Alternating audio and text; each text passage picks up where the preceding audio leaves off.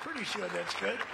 While other politicians fly around on campaign planes stocked with expensive catering, on Trump Force One, prior to ascending to Air Force One, which is quite a nice plane also, we served only McDonald's almost every time. On occasion, we couldn't find one, which is pretty hard to believe. We'd go another route, but we really did. You fed us very well, and I even got Bobby Kennedy to eat a Big Mac. And he told me he loved it. He didn't want that publicized. He told me he loved it. I thought it was great. I want to thank McDonald's chairman and CEO, Chris Kempczinski, who I just met backstage. I guess gave him a little piece of my speech signed. I said, do you want to keep this? You can either hang it, you can give it to somebody, you can throw it away. I don't care. But I don't stay on the speech too long anyway, so usually those speeches aren't too accurate, what I give.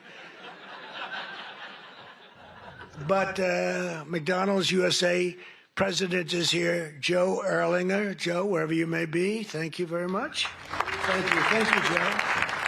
Good job, along with everyone from the International Franchise Association, which does really fantastic work. I've heard from many people you do a fantastic job. So thanks as well to two former McDonald's operators now serving in Congress, Representative Kevin Hern and Chuck Edwards. Are you here, fellas? Come on, fellas. And they're warriors, those two. They're warriors. Thank you very much. Great job. And, of course, let me thank the people who truly keep the McDonald's magic alive, the incredible franchisees, and you got a lot of them here tonight. Yeah, and you're the heart and soul, and they would tell you that all the time. They tell me that. You carry on the commitment to what Ray Kroc said he wanted from every McDonald's restaurant, perfection. Have you heard that? Perfection. That was very strong. Ray liked to say that if you think small, you'll stay small, and that's why no one thinks bigger than McDonald's, not in your industry, and probably never will. I don't know if anybody can ever catch you. I doubt it. Every single day you feed an incredible 1% of the entire world population, 70 million meals every day. An amazing 1 in 8 Americans works behind the counter of a McDonald's franchise at some point in their lives. Yeah, we heard about that. I heard about that. Wasn't true in that particular case, but for tens of millions of our citizens, the road to the American dream starts beneath the golden arches, beautiful golden arches. So to each and every one of you, thank you and congratulations on 70 years of American greatness. Congratulations. And, I just might add, this is also the golden age of America because we are doing better than we've ever done as a country. Prices are coming down and all of that stuff. And, they talk about different terms for that. But I will tell you that nobody has done what we've done in terms of pricing. We took over a mess. We had the highest, think of it, the highest inflation in the history of our country. They say 48 years it was the history of our country. And now we have normal inflation. We're going to get it a little bit lower, frankly, but we have normal. We've normalized it. We have it down to a low level, but we're going to get it a little bit lower. We want perfection. You always want 1%. I don't know if anybody knows. You don't want 0. 0 can be bad. Then you start going the other route. That's no good either. Then you say, what's worse, deflation or inflation? But we have it almost at the sweet spot, and prices are coming down on different things. One of your groups that you admire, I admire, Walmart, came up last week and they announced that Thanksgiving this year is 25% less. All of the accoutrements, that Thanksgiving is 25% less than it was last year under Sleepy Joe Biden. So that's a big statement. And others have followed up by saying just about that. And to your leader, when we met, I said, how are you doing with prices? Prices are coming down. He said, we were up 40% because of Biden and inflation, and they're coming down, and they're coming down rapidly. So I hope that all continues to go, but we're really doing well as a country. Most importantly, however, I will tell you, big picture, we have over $17 trillion being invested in our country in 9 months. It's now just about ready to crack 18, and by the end of 1 year, we will have about $20 to $21 trillion invested in our country. That's more by 10 times the highest amount ever invested in any country ever before. And it's largely because of tariffs and, I think, November 5th election. But it's the largest amount. As an example, so if we have 20 or 21 in 1 year, 21 trillion, think of what that is. That's car factories, that's AI, it's everything. They're all coming back because of the tariffs. They're all coming back because they don't want to pay 15, 20, 30, 100% tariff. It wasn't that complicated. People are saying, you know, Trump was right. It really wasn't that complicated, but it's been amazing. As an example, if you take me at 20 for 1 year, Sleepy Joe Biden, you know what he was? Less than 1 for 4 years. And if they got elected, they would have been at -10 because people were moving out of the country in record numbers, and welfare and other charges were increasing at levels that nobody has ever seen before. So you would have had double and maybe 50%, maybe literally more than they've ever seen. Welfare was going up. Everything was going up. Government jobs were going up. Real jobs were going down. So you would have had that catastrophe, and on top of it, instead of 20 trillion coming in, you would have had 10 trillion leaving our country. In other words, you would have had a catastrophe. You probably would have had a bankrupt country. You are so damn lucky that I won that election. I'm telling you. It's actually true. I hope the press covers that. You know. Sometimes he got up and he ranted and raved and bragged. I don't brag. I just give you the facts. It's true. But those in this room know the people of our country better than anybody. And before the sun rises, you're up serving hot coffee to construction workers, nurses, and police officers on the way to the job. In the evening, you stand ready with the fast dinner and a smile for busy moms and their children as they race from school to soccer practice. Really is. It's Americana. And late at night, your lights are often the only ones still glowing when the long-haul trucker pulls up for a good meal and a best Coca-Cola in America. Best Coca-Cola. Whoa. And I'll bet they use real sugar in your Coca-Cola. You know, they didn't in the United States. I said to the head of Coca-Cola, you got to go to sugar. They do in other countries. And you know what? They went to sugar. Isn't that nice? I said, you got to go to sugar. Just like I said, why is the Gulf of Mexico called the Gulf of Mexico?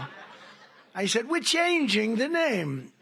And now it's the Gulf of America. It has nothing to do with McDonald's, but maybe it does. Because it's very nice cycling. We have 92% of the shoreline. They have 8%. I wouldn't say I made a lot of friends in Mexico, but they still like me. Wasn't that a good change? Seriously, wasn't that beautiful? And it was done in an instant. You know, it's like, normally you think a thing like that would take years. This took like 10 minutes. I asked somebody, good lawyers in my office, I said, would I be able to change the Gulf of Mexico? Is that possible to the Gulf? Sir, it's been that way for 350 years. You know, they were here 100 years before us. We're 250, they were 350. It's been called the Gulf of Mexico, sir, for 350 years. I said, that's not the question. Am I able to change it? Yes. What do I do? Just give us the order and we'll do it. And I did, and we changed it, and everybody's happy. Well, not everybody, but most people. Most people are happy, but it's great prestige for our country. You know, it's tremendous prestige for our country. And that's good for McDonald's, and that's good for everybody else. As president, I want you to know that I'm fighting every day to support small businesses like yours and the citizens that we all serve.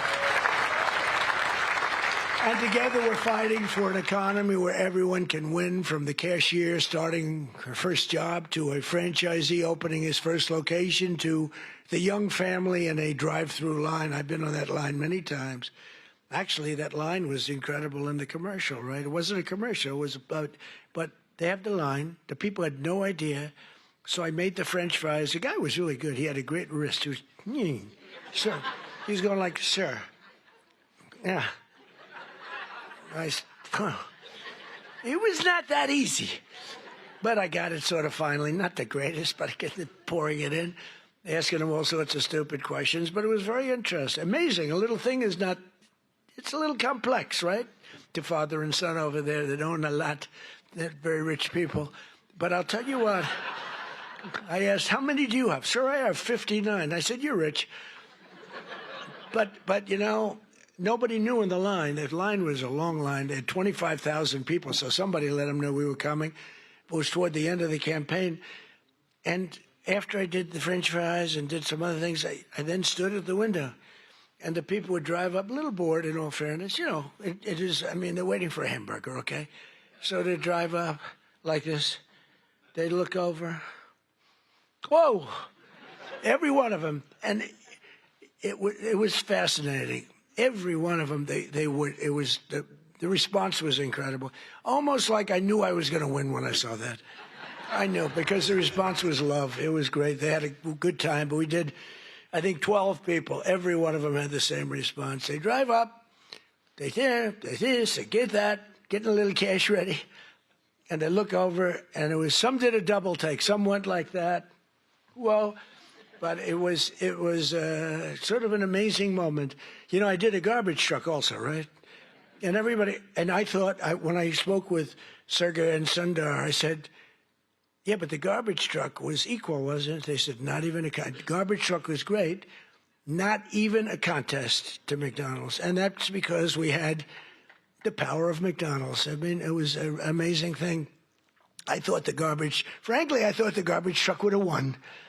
And they said it was good, but it wasn't even close. So that's a tribute to what you've built, really. It really is a tribute to what you built. But there's still a lot of work to do, and we're making tremendous progress. 1.9 million more American-born workers are employed today than when I took office. Think of that.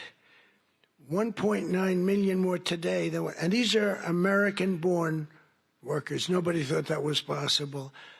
And we have the strongest borders in the history of our country. Nobody comes in unless they come in legally. And you see the numbers. Everyone thinks it's impossible. A year ago, millions of people were storming our borders. Today, they only come in if they come in legally.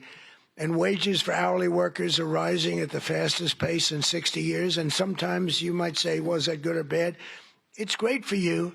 The minimum wage thing you'll have to be talking about. You're going to have to fight. We were talking about California, Gavin Newsom from California. And I knew he's laying siege on the minimum wage. And you people probably know, because that's a very complex subject, and you people probably know better than anybody the impact one way or the other, good or bad. And you're going to let your local congressmen, your senators know about it. But in 9 months, we've lifted over 600,000 Americans off a food stamp, and that's a record. And it's because we really have a strong economy. I mean, we're building thousands and thousands of factories all over this country. Wait till they open up. You're going to see something like we've never seen before. You know, we lost our auto industry. 54% of our auto industry left for other places over the years. And I think we're going to get it more than all back. They're coming in from Mexico, from Canada, from Germany. They're coming in from Japan. We made a deal with Japan, $650 billion. We never got anything. We made a deal with the European Union, $950 billion, and they have to buy our oil and gas and many other things. And I want to say it's good for everybody, all that. We made a deal recently with China, where they buy our soybeans, but it's hundreds of billions of dollars. And it's incredible what's taken place in our country. The world was laughing at us like we were stupid people. They're not laughing anymore. They don't laugh at us anymore. They respect us now again, and that's what we want. We want to be liked. We want to be respected, much more so than being liked. And, you know, in a certain way, they like us better now, too. They respect us, but they like us better now because the world was ripping off our country. Not sustainable, not even sustainable. China was making $722 billion. Think of that. Not million. 722 million's a lot, isn't it? $722 billion. They built their military with the money that we gave them over the years. And in my first term, we had a great first term. The most successful economy we've ever had in my first term. This is going to blow it away. This is blowing it away, to be honest with you. It blows everything away. There's never been a time like this, and you're going to see the results, pretty quickly. But in stark contrast to the previous administration, 100% of all new jobs created in America under my administration have been created in the private sector, because, we are trimming out government jobs. You can't have, what they do is they give you phony job numbers in a lot of ways, but they'd hire 100,000 people, and all of a sudden it looks like they're doing well. They're not doing well, because those are jobs they hurt our country. If those jobs can be in the private sector, paying taxes and all the other things, it's a big 100% of the jobs that we put in have been, think of that, are in the private, come from the private sector. In my first term, we built the greatest economy in the history of the world. And now we're doing it again, but this time it really is, as I said, much stronger, much better. I think it's going to be something that nobody has ever seen before. My pledge to every family and every small business is that I will not rest until you are richer, stronger, more successful, happier, till you've gotten a piece of the American dream. Some of you in this room have really gotten a piece of it because you made a great decision to go with a great, great company years ago. And it's really pretty amazing. That begins with making America. We have to do, the word is affordable, and affordable should be our word, not theirs, because the Democrats got up and talked affordability, and they don't say that they had the worst inflation in history, the highest energy prices in history. Everything was the worst. What they're great at is lying. They say affordability. This stuff was all much more expensive. We have a couple of items like coffee, which is a little high. We're going to get that down. You saw that today. The coffee comes down. Remember when I first took over, eggs. My third day in office, I have a news conference, and the fake news media was screaming at me, Mr. Congressman, about eggs. Remember that? I'm standing there very innocent. Oh, hello. Do you have any questions? What about eggs? What about them? They're up 4 times. I said, look, I just got here. I'm sorry. And Brooke Rollins and Department of Agriculture did a phenomenal job. And they said, don't order eggs for Easter because you won't be able to get them. And they said, we have a big Easter egg hunt at the White House. It's sort of a thing that has gone on for 100 years. They said, could you order plastic eggs? I said, I'm not ordering plastic eggs. We're going to have eggs down by that time.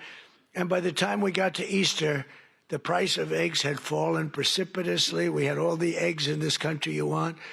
And we know what we're doing. I mean, we know what we're doing. We rebuilt our military. We have the greatest military anywhere in the world. We make the greatest military equipment anywhere in the world. And everybody knows it. And everybody knows it. And you saw that with the way we took out the nuclear capability of Iran with those gorgeous B-2 bombers. They flew in there. And they wiped it. And the word was obliterated. Remember when CNN said, well, it might not have been obliteration. Think of the pilots. They go in there, they're under fire. I was watching this from the Situation Room, and you get to see things in situations that you wouldn't believe. And they said, sir, they have entered Iran airspace. All of a sudden you see much faster. Then you see them going down at the whole thing was crazy. I actually said, do people really want to do that for a living? They're waiting for them, but the equipment is so good. The B-2 bomber, stealth. They never saw them. They never saw them. I mean, it's the most amazing thing. And I honored the pilots at the White House. I had them brought in, along with mechanics and a lot of other people. We brought them to the White House to give a little celebration because they flew 37 hours flawlessly. Now compare that to the Jimmy Carter Iran situation with the helicopters crashing and the this and the, oh, what a horror, and the hostages. And I said, we can't let that happen, but we have a great team. General Raisin Kane is unbelievable. The whole group is unbelievable. And they went in, and I brought them into the White House, and I brought them then into the Oval Office, the pilots. And we met them, all handsome. They look like Tom Cruise. They really do. I don't want to be a wise guy and say, but taller. I'm not going to say that. No, they're perfect specimens. I mean, these guys are like for a movie. I could take everyone, put them in a movie. And I said to him, so what's the story with that raid? Did you expect, because you remember I pulled it back? Because I saw reporting that we're going to be leaving at a certain time. And I said to the general, is that not good that they think that, and they sort of got it right. They saw a lot of activity. Actually, you know why? They saw one of the things. They saw a lot of unbelievable activity going on at the McDonald's next to the base where they take off. The McDonald's was doing 5 times. They were going crazy. So they say, there's something going on over there. The biggest activity that McDonald's had ever had. And it was a nice story, how well it's doing. But that was not a good story for us. So I canceled it and then I announced we're canceling it. And the pilots said they were devastated. Then I put it back at the exact same time because that was the only time they weren't thinking would happen. And we left exactly in time, but that was after canceling it 2 days before.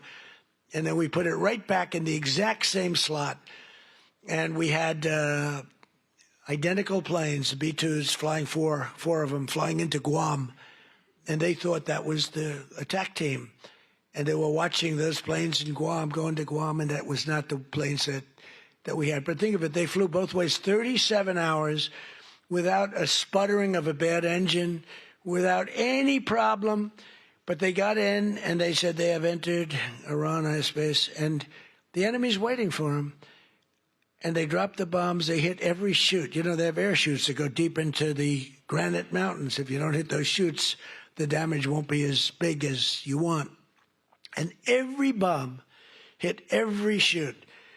And then we hit them with rockets from a submarine that was quite a distance away, 30 of them. Let's put it this way, they got hit. And it totally took out the nuclear capability. And I said to these guys when they came in to the office, I said, do you guys like doing this stuff? You know, they said, sir, it was the greatest day of our life. Can you believe this, Congressman? It was the they're like heroes. They're like American heroes. Who the hell wants to sit? You know, those ships are very big, but they're very small when you're up way high, going very fast. And he said it was the greatest day of our life. And they told me something that I didn't know. They said that, sir, do you know, we waited 22 years for this, our predecessors and us. We would practice this run for 22 years. I didn't know that. For 22 years, we had to practice. We'd do it 3 times a year. We would practice this exact run. And then when you cancel it, because I canceled when they heard that we were coming, we were devastated. I said, now if I were a flyer and they canceled, I'd be extremely happy. Well, we're canceled, so let's forget it. But we were devastated. So I said, this is something you really love, right? Yes, sir. We were so honored. This was the greatest day of our life. I mean, it's really great. We just have incredible people in this country. It's an amazing story. And they hit, and then they said, skedaddle, the word skedaddle. And that plane went like this. You know, when it drops a bomb, it goes down very steeply because that gives it a better angle and, you know, more speed for the bomb. They're very, very heavy bombs. And they go, boom. And as soon as those things, the one pilot, the first one said, skedaddle. And that thing just turned in its side. And it's so unbelievable. And that knocked out Iran nuclear capability. And all of the Middle East became a different place. And now we have peace in the Middle East. And at the United Nations today, they approved the Board of Peace, which is I'm going to chair. And we're picking the leaders or the heads of the most important nations in the world. I think it'll be a board like no other than perhaps the McDonald's board. You have a very good board. You actually have a very good board. But nobody thought a thing like that this just happened today. The Board of Peace, and it's going to be comprised of myself and leaders of other very important nations and very respected nations. And it's going to be something I think is going to be very important. It was just approved. It was just endorsed by the United Nations. It was pretty great. It's a big thing. I think it's one of the most important things the United Nations will ever do, actually. But Joe Biden's prices and his hikes. Hey, Sean Hannity here. Hey, click here to subscribe to Fox News YouTube page and catch our hottest interviews and most compelling analysis. You will not get it anywhere else.